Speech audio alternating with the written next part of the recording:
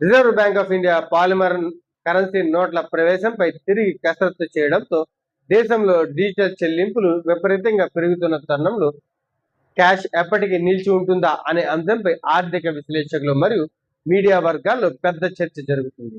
Reserve bank of India తొలి విడతగా 10 మరియు 20 రూపాయల విలువ కలిగిన 100 కోట్ల పాలిమర్ నోట్లను ఫీల్డ్ ట్రయల్ కోసం ముద్రించనుంది. రోజువారీ లావాదేవీలలో 10-20 నోట్లు అత్యధికంగా చేతులు మారుతాయి. ఇవి త్వరగా నలిగిపోవడం లేదా చిరిగిపోవడం లాంటివి జరుగుతూ ఉంటాయి.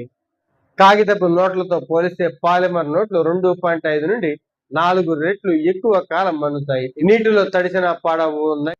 క్లీన్ నోట్ పాలసీని సమర్థవంతంగా అమలు చేయడానికి ఇది దోహదపడుతుంది. యూపీఐ లావాదేవీలు దేశంలో ఫిజికల్ క్యాష్ అవసరం ఏమాత్రం తగ్గలేదనే చెప్పాలి. డిజిటల్ పేమెంట్స్ విపరీతంగా పెరుగుతున్నప్పటికీ దేశంలో కరెన్సీ టు జీడిపి కూడా పటిష్టంగా కొనసాగుతుంది.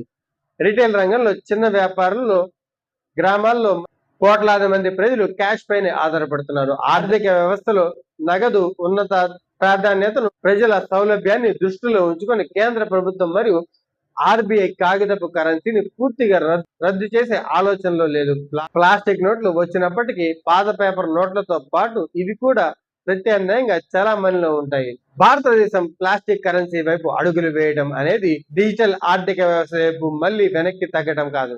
బక్రీద్, యూపీఐ వంటి డిజిటల్ విధానాలు ఎంత వేగంగా దూసుకుపోయినప్పటికీ భౌతిక రూపంలో నగదు చలామణిలో ఉన్న భద్రతను ఇది మరింత బలోపేతం చేస్తుంది.